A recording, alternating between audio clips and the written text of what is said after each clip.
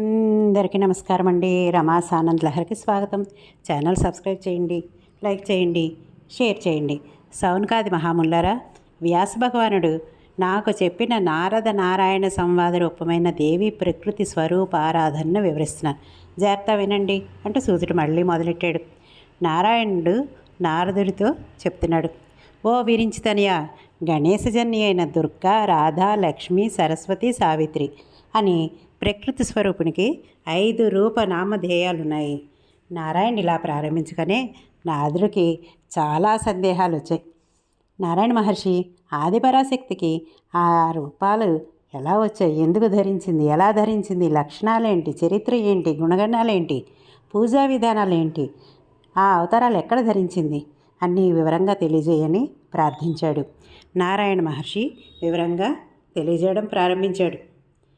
నారద, ప్రకృతి లక్షణాన్ని వివరించి చెప్పగల సామర్థ్యం ఎవరికైనా ఉందని నేను అనుకోను. అయినా అడిగేవు కనుక నేను విన్నంత, నేను తెలుసుకున్నంత నీకు తెలియచెప్తాను. విను. ప్రకృతి అనే పదంలో అనేది ఉపసర్గ, ప్రకృష్టవాచకం. కృతి అనేది సృష్టివాచకం. ఈ సృష్టిలో ప్రకృష్టమైనది కనుక ఆ దేవి ప్రకృతి అని కీర్తింపబడుతున్నది. గుణాల్లోకెల్లా ఉత్తమోత్తమైనది సత్వగుణం. దానికి సూచికము ప్రశబ్దము. మధ్యమ రజోగుణానికి కృశబ్దము, చివరి తమోగుణానికి తీశబ్దము వాచకాలు. త్రిగుణాత్మక స్వరూపిణి కనుక, సృష్టికి ప్రధాన కారణం కనుక ఆదిపరాశక్తిని ప్రకృతి అంటున్నారు. దానికి ప్రథమ భాగంలో ఉన్నది ప్రశబ్దం, అంటే సృష్టికి ఆదిలో ఉండే దేవి కనుక ప్రకృతి అని స్తుతింపబడుతూ ఉంది. ఈ సృష్టికి ఆరంభంలో యోగశక్తితో తనకు తాను 2గా విభజించుకుంటుంది. కుడిభాగం పురుషుడిగా, ఎడం భాగం స్త్రీగా రూపుధరిస్తుంది. అందుకనే యోగేంద్రుల దృష్టిలో స్త్రీ పురుష భేదం ఉండదు, అంతా బ్రహ్మమయమే. ఆవిడ కేవలం బ్రహ్మస్వరూప, నిత్య సనాతని. ఆత్మ అన్నా శక్తి అన్నా రెండిటికి భేదం లేదు. అగ్నిని వేడిని ఎలా విడదీయలేమో అలాగే ఆత్మశక్తుల్ని విడదీయలేము. శ్రీకృష్ణుని అవతరింపచేయడం కోసమని లోకజన్ని 5 రూపాలు ధరించింది. ఒక్కొక్క రూపానికి మళ్ళీ అనేక భేదాలు ఉన్నాయి. భక్తుల్ని అనుగ్రహించడం కోసం వారి అభ్యర్థనల మేరకు ఎన్నెన్నో అవతారాలు ధరించింది. వాటిలో మొదటి రూపము శివప్రియ, గణేశమాత, దుర్గా, శివరూప, విష్ణుమాయ, నారాయణి, పూర్ణ బ్రహ్మస్వరూపిణి, సర్వాధిష్టాత్రి, సర్వరూప, సనాతని, ధర్మసత్య, పుణ్యకీర్తి, యశోమంగళదాయిని, సుఖమోక్ష హర్షదాత్రి, శోకార్తి దుఃఖనాశిని, శరణాగత దీనార్థ పరిత్రాణ పరాయణ, తేజస్వరూప, సర్వశక్తి స్వరూప, సిద్ధేశ్వరి, సిద్ధిరూప, సిద్ధిద, బుద్ధి, నిద్ర, క్షిత్తు, పిపాస, ఛాయ, తంద్ర, దయ, స్మృతి, జాతి, క్షాంతి, భ్రాంతి, శాంతి, కాంతి, చేతన, తుష్టి, పుష్టి, లక్ష్మి, ధృతి, మాయ. ఇలాగా రూపనామ భేదాలతో కీర్తింపబడుతూ ఉంది. ఇంకా రెండవది శుద్ధ సత్వ స్వరూప మహాలక్ష్మి, సర్వసంపత్స్వరూప, సంపద అధిష్టాత్రి, పద్మ, కాంతి, దాంత, శాంత, సుశీల, సర్వమంగళ, లోభ మోహ కామ రోష మదహంకార వివర్జిత, భక్తానురక్త, పతివ్రత, భగవత్ప్రాణతుల్య, భగవత్ ప్రేమపాత్ర, ప్రియంవద, సర్వాత్మిక, జీవనోపాయ రూపిణి. వైకుంఠంలో ఈ మహాలక్ష్మి పతిసేవా తత్పరతయి నివసిస్తూ ఉంటుంది. సర్వప్రాణికోట్లోనూ శోభారూపంగా ఉంటుంది.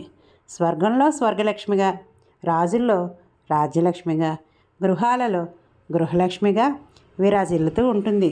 పుణ్యాత్మిక, కీర్తిరూప, నరేంద్రులకు ప్రభారూప, వైశ్యులకు వాణిజ్యరూప, పాపాత్ములకు కలహంకుర రూప, వేదాల్లో హయరూపగా వర్ణించబడింది. సర్వపూజ్య, సర్వభంజ. ఇక మూడవది వాగ్బుద్ధి విద్యా జ్ఞానాధిష్టాత్రి అయిన సరస్వతి, సర్వ విద్యా స్వరూప, బుద్ధి, ఖచ్చిత, మేధ, ప్రతిభ, స్మృతి ఇత్యాదులన్నీ మానవులకు ఈవిడ దయ వల్లనే కలుగుతున్నాయి.